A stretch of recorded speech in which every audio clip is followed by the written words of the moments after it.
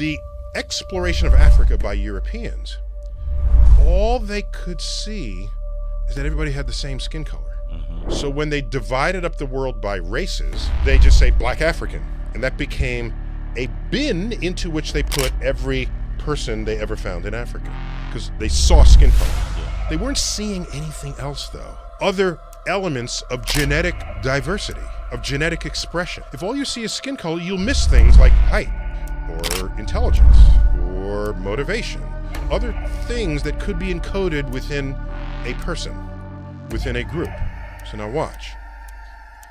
All evidence shows that life began in Africa, and later left Africa to go into Europe, across Asia, the land bridge into North America and South America. But all began in Africa. You would expect the greatest genetic diversity of the human species to be expressed in Africa.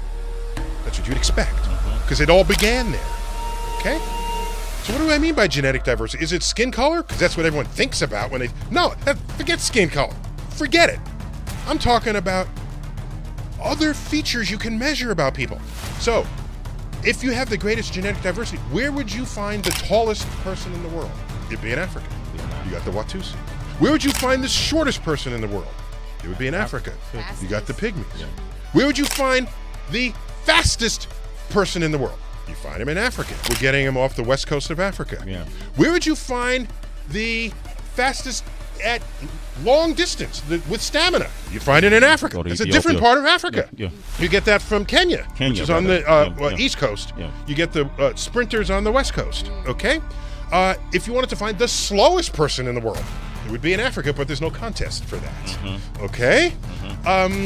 If you wanted to find the dumbest person in the world, however you want to measure it, it'd be in Africa. So the most intelligent person. The most intelligent person in the world would be in Africa. And in fact, there is a project called the Africa Einstein Project.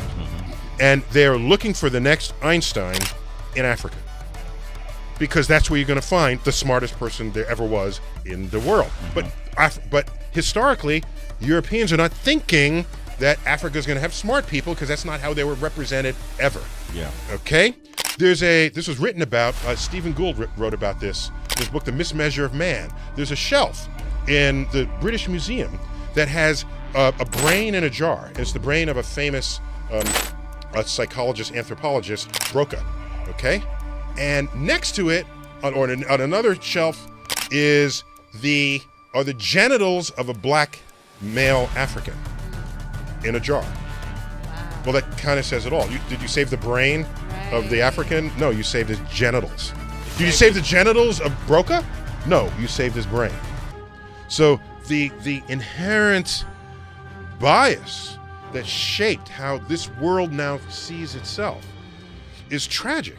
People want to say the aliens built the pyramids, and I'm saying, no, Africans built the pyramids. And you're European, come to Africa, and it's some technology, some architecture that's beyond your capacity, and you're going to say aliens did it because you will not credit Africa for having that kind of ability? I see you. What's wrong with you? Okay, I see that.